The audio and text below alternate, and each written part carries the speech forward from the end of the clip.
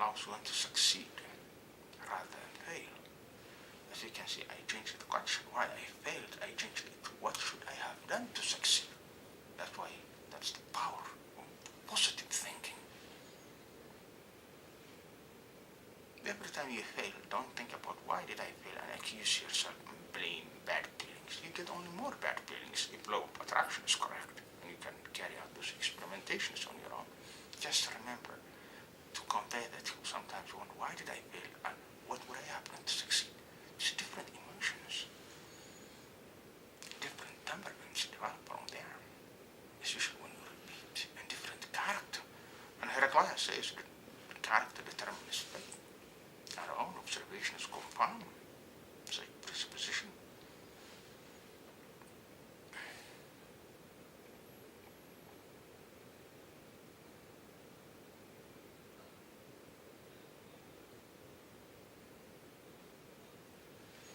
The second condition is quality.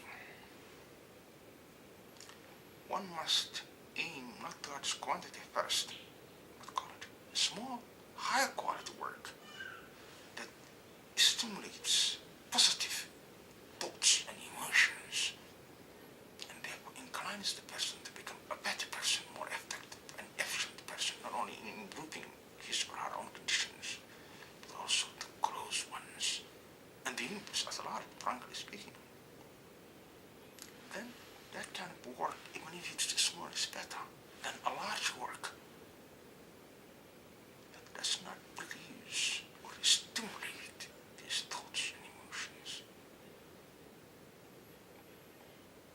That's why sex in modern America is zealous, because it stimulates positive emotions. Even though I do disagree, that one should not stimulate sex emotions, but rather more normal, refined emotions of magnanimity and nobility. Then those kinds of primordial emotions are also included, because they are lesser category. You see, some movies try to sell some sort of sex or something like that. You could say that. Others sell more of stories of some extraordinary achievement. Then those primordial feelings are also included, because they are of higher nature, and higher nature includes lower nature. You see, but the lower nature doesn't include higher nature. See, Hallam's concept of Hallam's, Google concept of Hallam's, you'll see. So one must stimulate more refined, positive emotions and thoughts that incline a person to become the best that he or she can be. That one is hard. Then, after mastering small quality productions of, say, written work that produce or stimulate higher spirit with higher quality,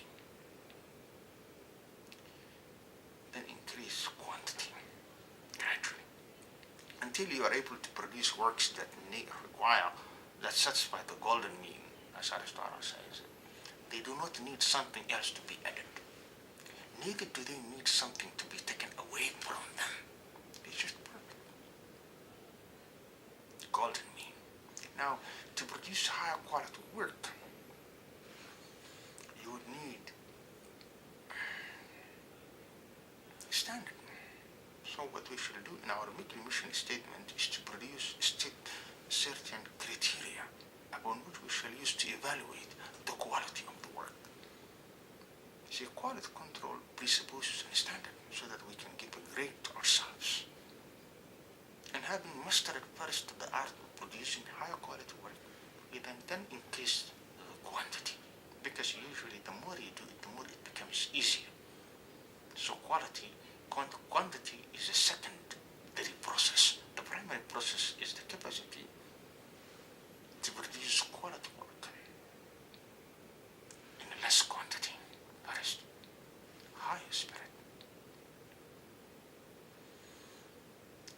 no spirit, really quality and quantity makes no sense because they do not satisfy the fundamental aspirations of life. Inspiration, to have a new lease of life, and so on.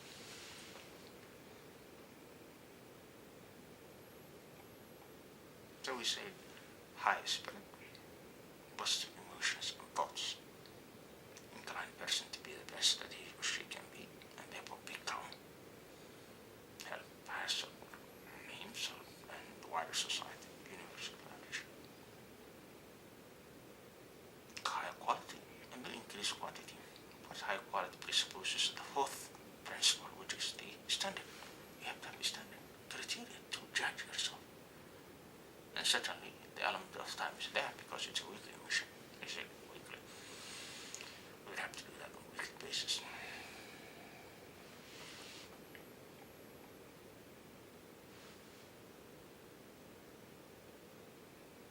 That very much resolves our problem. I've said 3 videos.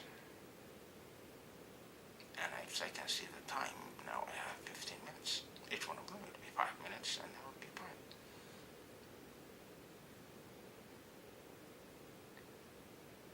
So what would have allowed me to succeed is to promise less work rather than more work. And produce higher quality, less work.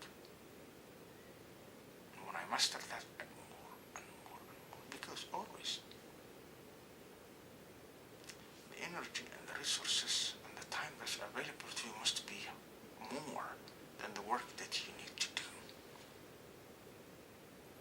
so that you can accommodate emergencies, difficulties, or unexpected and contingencies, and so on and so forth.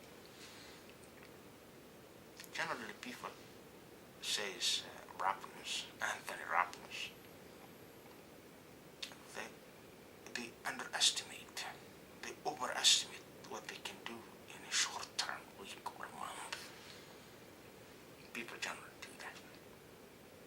But they underestimate what they can do in a decade, 10 years. Most people think they can achieve less in a decade, but they can achieve more. And there is some scientific mathematical proofs that have been done in the psychology today I saw, in which that states a task takes more, a particular work takes more than most people think. So that's a clear indication of the overestimation of what we can do in the short term. We always think that we can do more in less time, but the reverse is true. We do less in more time. So what do you do in order for it to succeed? You reverse the process. You promise less. You assume that you can do less in more time.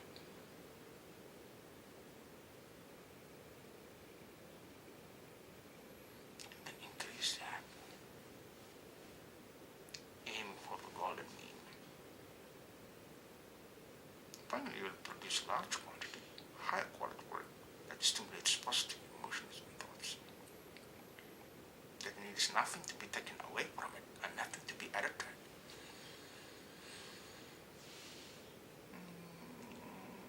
Quantity would be determined